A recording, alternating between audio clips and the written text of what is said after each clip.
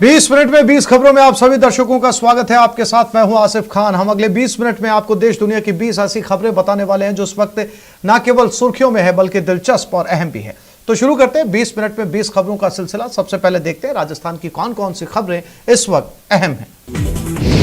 चेहरे पर नकाब और हाथों में लठ लेकर निकले ये वो चोर हैं जिनका मकसद सिर्फ चोरी करना नहीं बल्कि चोरी रोकने आए शख्स को सबक सिखाकर वारदात को अंजाम देना है।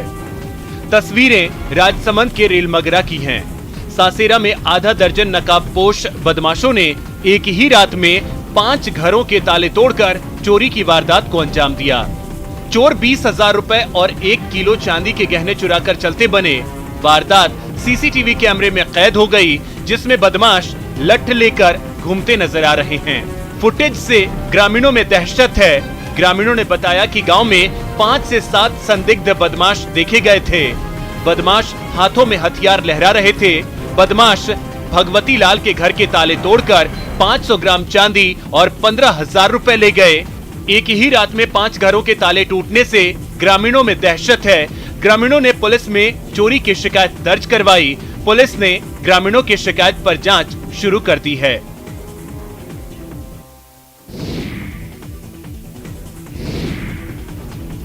वीडियो में चोर पहले गले से पैसे निकालता है, फिर घटना को अंजाम देकर नाचते हुए चला जाता है। ये सीसीटीवी उदयपुर के खेरवाड़ा कस्बे की एक किराना दुकान की है। चोरी करने के दौरान नाचते हुए चोर दिखाई दे रहे हैं। चोरों का यह डांस दुकान में लगे सीसीटीवी कैमरे में कैद हो गया। किराना दुकान से 2 बदमाशों ने इस दौरान करीब 1 लाख रुपए का सामान और हजारों रुपए की नकदी पार कर ली।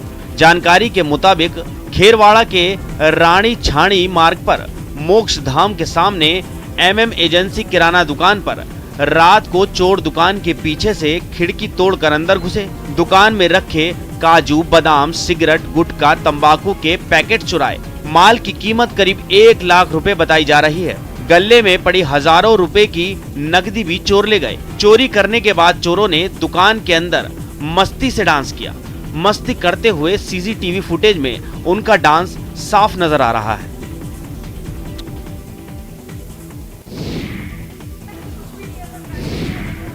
कच्चा पापड़ पक्का पापड़ 5 बार बोलिए, क्या आप बिना अटके बोल पाए? एक आकर्षक व्यक्तित्व का एक पहलू ये भी है कि आप अपनी भाषा को सही उच्चारण और बिना अटके बोल सकें। श्री गंगानगर की कृतिका भी ऐसी ही एक शख्सियत है। कृतिका ने टंग ट्विस्टर में पिछले रिकॉर्ड को तोड़कर इंडिया बुक और एशिया बुक ऑफ रिकॉर्ड में अपना नाम दर्ज कराया है। श्री गंगानगर की बालाजी स्टेट की निवासी कृतिका ने टंग ट्विस्टर मर हम भी गए मरहम के लिए, मरहम ना मिला हम दम से गए, हम दम के लिए हम दम ना मिला को बिना रुके 14 मिनट 52 सेकंड तक 191 बार बोला और रिकॉर्ड अपने नाम कर लिया। पिछला रिकॉर्ड हरियाणा की सिमरन के नाम था, जो 13 मिनट में 176 बार बोला गया था। खुद में इस तरह का टैलेंट होने की बात सोचना तो दूर, कभी पहचानने की कोशिश भी न करने वाली कृतिका ने मोबाइल पर जब एक लड़की को रिकॉर्ड बनाते देखा तो उसे लगा कि वो भी ऐसा कर सकती है।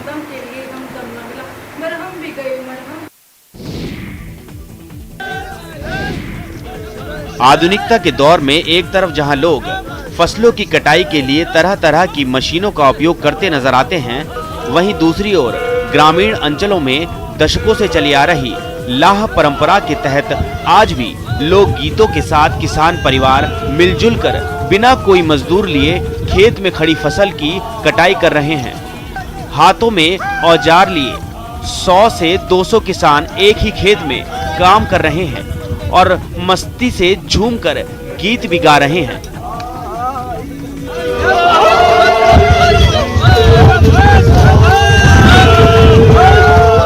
तस्वीरें पोकरण के भड़ियाणा गांव की हैं। यहाँ के किसान रणवीर सिंह गोदारा के खेत में सैकड़ों किसान एक साथ हाथों में औजार लिए गीत गाते काम करते नजर आए। हमारे किसानों की ला है और हमारे जो किसानों की एक परंपरा है, हम एक दूसरे की मदद करते हैं। आज हमारे ला है, कल दूसरे की होगी, तीसरे की होगी। ये जिन करारे नोटों के लिए लोग दिन का चैन और रातों की नींद हराम कर देते हैं और कई बार तो रिश्ते नाते तक भूल जाते हैं, वो भगवान के दरबार की शोभा बढ़ा रहे हैं। उसकी जिसे इन नोटों की रत्ती भर भी परवाह नहीं है। जी हाँ, ये लक्ष्मीनाथ का दरबार है, जहाँ माया की कोई बिसात नहीं। दुनिया भर से भक्त अपने आराध्य के दर्शन के लिए चित्तौड़गढ़ के सांवलिया जी के द्वार पर पहुँचते हैं और मेहनत और ईमानदारी की कमाई गई दौलत अपने अभिभावक के श्री चरणों में अर्पित करते हैं। यहाँ दूर दूर से लोग मन्नत के लिए आते हैं। मन्नत पूरी होने के बाद श्रद्धालु भेंट चढ़ाते हैं। इस बार दान पेटी से विदेशी मुद्रा भी खूब मिली है। $100 के 125 नोट मिले हैं। इतनी बड़ी संख्या में पहली बार नोट मिले। साथ ही 1 किलो सोने का बिस्कुट भी मिला। श्री सांवलिया जी मंदिर मंडल अध्यक्ष कन्हैया दास वैष्णव के मुताबिक पहले भी डॉलर मिले, लेकिन 3 से 4 नोट ही मिले थे, लेकिन इस बार 125 नोट मिले। इस बार 1 किलो सोने का बिस्कुट भी पहली बार मिला है। और अब देख लेते हैं कुछ अन्य राज्यों की महत्वपूर्ण खबरें। ये बिहार के मुंगेर के वो अवैध हथियार हैं जिनकी चर्चा देश ही नहीं बल्कि विदेशों में भी होती है। और क्यों ना हो, इसके हाथ में आते ही मरियल से मरियल आदमी भी खुद को डॉन जो समझने लगता है। वैसे अवैध हथियारों का यह धंधा तब और बढ़ जाता है जब कोई चुनाव सिर पर हो। तो मुंगेर के हथियारों की मंडी में इन दिनों काफी तेजी है। चुनाव के दौरान मुंगेर पुलिस को हथियार तस्करों पर अंकुश लगाने में पसीने छूट जाते हैं, लेकिन इस बार पंचायत चुनाव के मद्देनजर पुलिस अलर्ट थी। जो कर रहे हैं कार्रवाई वो हथियार तस्कर के ऊपर भारी पड़ा है कि वो लोग डर गया है कि यहाँ हमको बहुत हद तक सक्सेस मिल चुका है इसका ऑलरेडी, और हम लोग जो बाकी बच्चे जो कुछ कर रहे हैं उन लोगों को पकड़ भी रहे हैं। बूथों पर सुरक्षा के व्यापक इंतजाम होने लगे हैं, लेकिन अपराधी अपना तरीका बदलते हुए हथियारों का इस्तेमाल मतदाताओं को डराने धमकाने में करने लगे हैं, जिनके खिलाफ पुलिस लगातार दबिश दे रही है। पुलिस से पीछा छुड़ाने के लिए तस्कर हथियार छोड़कर भाग रहे हैं, जिन्हें पुलिस जब्त कर रही है।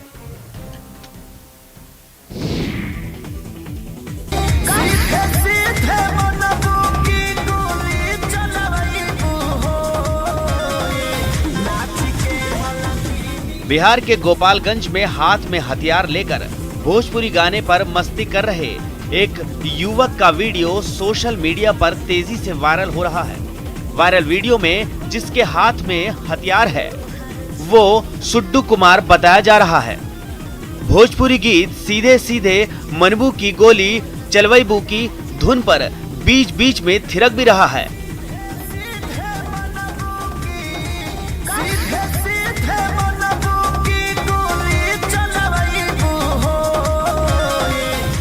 लेकिन उसका यही टशन उस पर और उसके दोस्तों पर भारी पड़ गया। पुलिस इस मामले में 4 युवकों को हिरासत में लेकर उनसे पूछताछ कर रही है। पुलिस जानने में जुटी है कि आखिर युवकों के हाथ में हथियार आया कहां से। पुलिस के हत्थे चढ़े युवकों के परिजनों का कहना है कि ये सभी छात्र हैं और सोशल मीडिया पर पोस्ट करने के लिए वीडियो बनाया था, लेकिन पुलिस परिजनों की बात को मानने से इनकार कर रही है और मामले की जांच में जुटी है।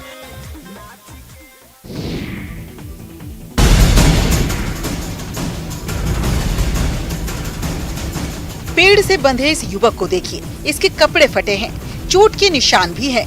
तस्वीरें देवास की कन्नौज की है। 28 अगस्त को चोरी के शक में मनीराम को मालजीपुरा गांव में लोगों ने पकड़ लिया। मनीराम की बेल्ट से पिटाई की गई। मनीराम शराब पीने की नियत से गांव में रुका था। स्थानीय लोगों की सूचना पर मौके पर पुलिस पहुंची और मनीराम को अस्पताल में भर्ती कराया गया, लेकिन 1 सितंबर को मनीराम का शव पुलिया के नीचे से बरामद किया गया है। शव पर कोई कपड़ा नहीं था और शव सड़ भी गया था। पूरे मामले में पुलिस की कार्यशैली पर सवाल उठ रहे हैं। मनीराम पेशे से ड्राइवर था। मनीराम की संदिग्ध मौत को लेकर सवाल उठ रहे हैं। उधर पिटाई मामले में 4 लोगों के खिलाफ पुलिस ने केस दर्ज किया है।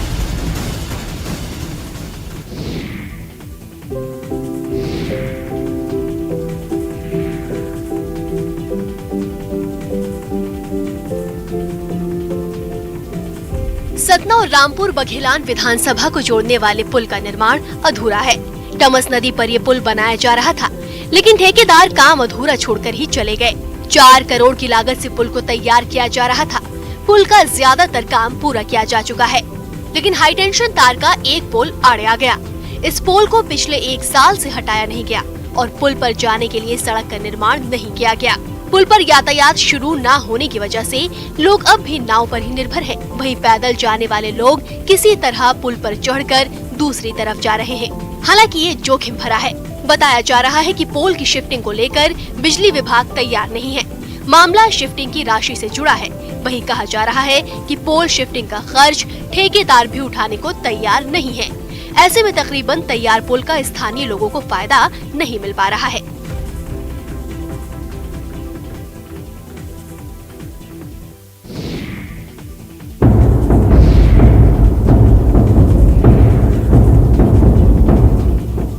बालोद जिले में प्रधानमंत्री आवास योजना के तहत 6,842 हितग्राहियों का 33 करोड़ रुपए का भुगतान अब तक नहीं हो पाया है। हितग्राहियों के मकान आधे अधूरे बने हुए हैं। जिले में 417 हितग्राहियों का दूसरा जबकि 1,690 हितग्राहियों की तीसरी किस्त का भुगतान अब तक नहीं हुआ। वहीं बात की जाए चौथी किस्त की तो 4,635 हितग्राहियों को अब तक चौथी किस्त की राशि नहीं मिली। गरीबों का पक्के मकान का सपना लंबे समय से अटका हुआ है। जिला पंचायत सीईओ रेणुका श्रीवास्तव के मुताबिक लंबित भुगतान को लेकर शासन स्तर पर राशि की मांग के लिए पत्र लिखा गया है। पंचायत सीईओ ने राशि के जल्द भुगतान की बात कही है।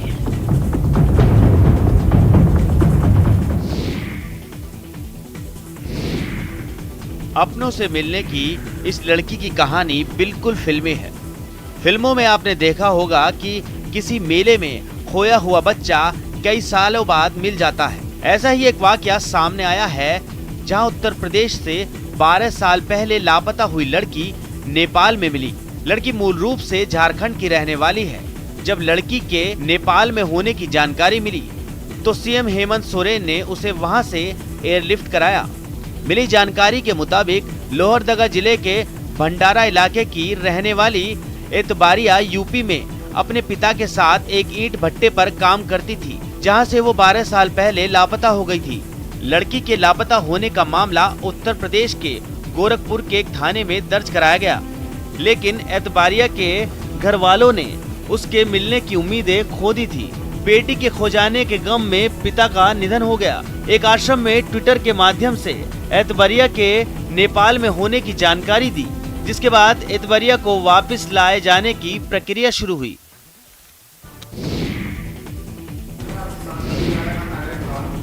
यूपी के ललितपुर जिले में झांसी कमिश्नर अजय शंकर पांडे के एक आदेश से जनपद के बैंकों में हड़कंप मचा हुआ है। कमिश्नर ने किसानों को फसल बीमा का लाभ दिलाने के लिए 16 बैंकों के खिलाफ 24 करोड़ 6 लाख की आरसी जारी करने के निर्देश दिए हैं। कृषि विभाग ने भी निर्देश के पालन की तैयारी शुरू कर दी है। दरअसल वर्ष 2019 में अति जल वर्षा से खरीफ की फसल नष्ट हो गई थी और जिले की विभिन्न बैंकों ने 1,49,821 किसानों के खाते से प्रीमियम राशि तो काट ली, पर किसानों का डाटा बीमा कंपनी के पोर्टल पर अपलोड नहीं किया था। इसी के तहत अब क्लेम से वंचित किसानों के 7,968 आवेदनों पर बीमा दिलाने के लिए बैंकों पर प्रशासन ने सख्त रवैया अपना लिया है। प्रशासन ने क्लेम से वंचित किसानों को क्लेम दिलाने की तैयारी शुरू कर दी है।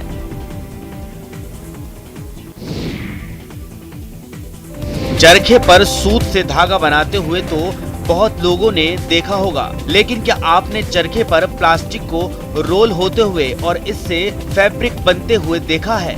शायद नहीं, लेकिन ये कमाल का इनोवेशन किया है पुणे के एक संगठन ने। इस संगठन का नाम है इकोकारी, जिसे शुरू किया है 41 वर्षीय नंदन भट्ट ने। इसके जरिए नंदन न सिर्फ प्लास्टिक वेस्ट मैनेजमेंट पर काम कर रहे हैं, बल्कि बहुत से लोगों को रोजगार भी दे रहे हैं।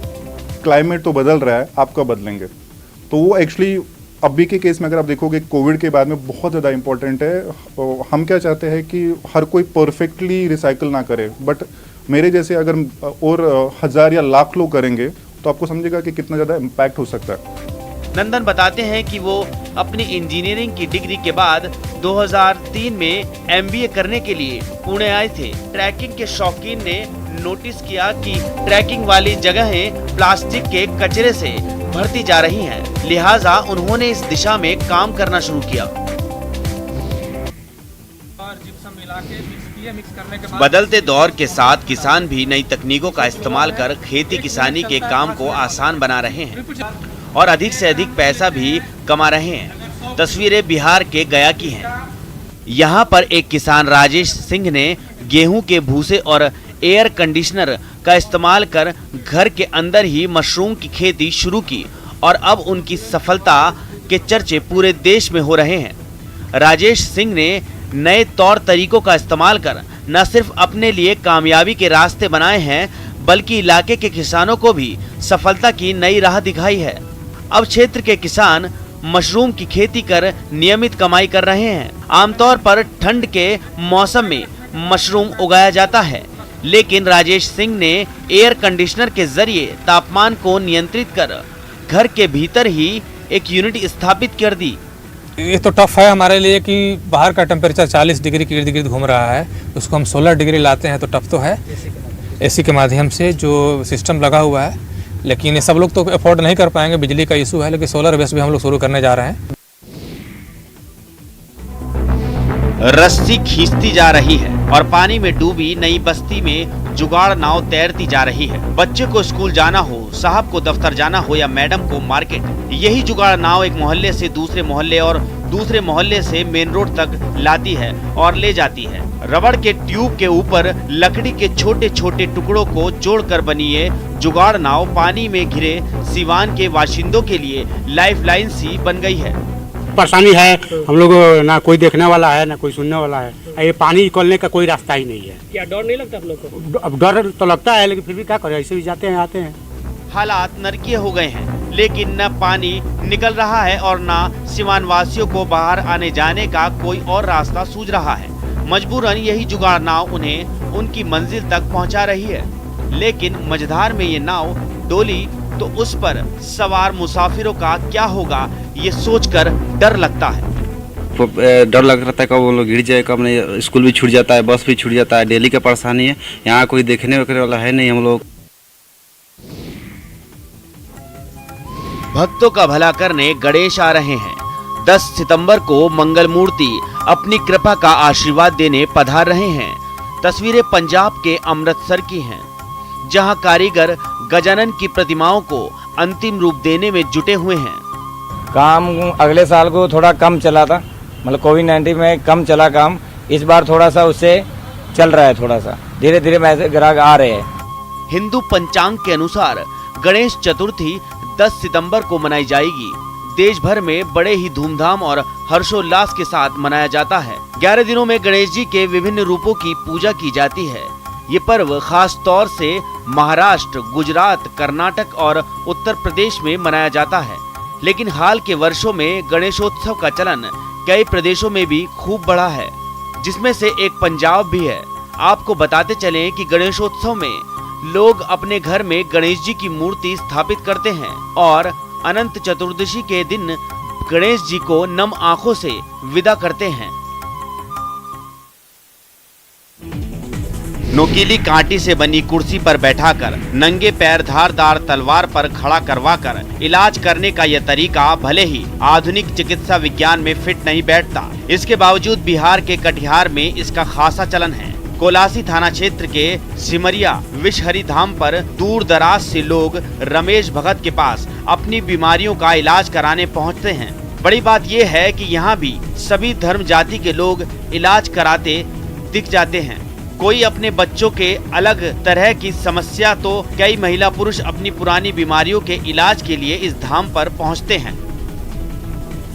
बीमारी का इलाज यही है, जो बीमारी आपके शरीर में पता नहीं चला, डॉक्टर इलाज नहीं कर पा रहा है, उसका समझौता जो यहाँ मिल जाता है जी, ये बीमारी है, ये बीमारी का इलाज कराओ, सही सलामत ठीक हो जाए। नहीं तो भगत के पास आओ, जड़ी ले लो।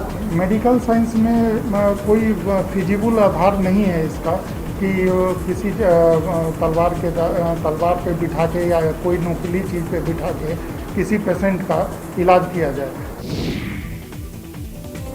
लाइट, कैमरा और एक्शन। डायरेक्टर के मुंह से ये शब्द सुनते ही हर किरदार अपनी भूमिका में खो जाता है। जी हाँ, यहाँ तिलक नामक उस अफसर बिटिया की प्रेरणादायक कहानी की शूटिंग चल रही है, जिसे उसके पिता ने बीच सड़क पर छोड़ दिया था। इस फिल्म में लीड रोल निभा रहे हैं मगधी बॉयज फेम विश्वजीत सिंह, जो अपने वेब सीरीज के जरिए अक्सर दर्शकों को हंसाते, रुलाते और चौंकाते आए हैं। इस फिल्म की शूटिंग बिहार के नवादा से लेकर नालंदा के अलग अलग लोकेशंस पर जोर शोर से चल रही है। हमें लगा कि हम इन्हें अपनी फिल्म में लीड रोल दें ताकि मगही भाषा जो है नेशनल और इंटरनेशनल लेवल पे प्रमोट हो सके और मगही भाषा हर जगह जाना जाए। बिहार की बेटियां किसी से कम नहीं। खेत से लेकर राजनीति के मैदान तक हर कोई बिहार की जांबाज बेटियों की प्रतिभा का लोहा मानता आया है। उन्हीं बेटियों की आन बान और शान की कहानी को लेकर एक्टर और डायरेक्टर राहुल वर्मा की ये शॉर्ट फिल्म अब दर्शकों तक पहुंचेगी। और अब देखते हैं अंतर्राष्ट्रीय जगत की कुछ महत्वपूर्ण खबरें। अमेरिका के कैलिफोर्निया के जंगलों में लगी आग को बुझाने की कोशिशें तेज कर दी गई हैं, लेकिन जंगल की आग बुझने का नाम ही नहीं ले रही है। बीते कई दिनों से जंगल धधक रहे हैं, जिन्हें बुझाने के लिए अब प्रशासन ने एड़ी चोटी का जोर लगा दिया है। जो तस्वीरें वहां से सामने आई, उनमें आग में झुलसे जंगलों के बीच दमकल विभाग के लोग मशक्कत करते दिखाई दिए। वो लोग सुलगते जंगलों के बीच जाकर पानी की बौछार करते दिखे। वो जंगलों के पहाड़ी इलाके की तरफ पहुंचे और उन जगहों पर आग बुझाने का काम तेज कर दिया जहां आग जल्द फैलती है। हालांकि दमकल के अधिकारियों का कहना है कि बीते कुछ दिनों में मौसम ने उनका साथ दिया है और वो अपने काम में तेजी ला सके। आग बुझाने देखिए, आपके घर की एक एक दीवार चीख चीख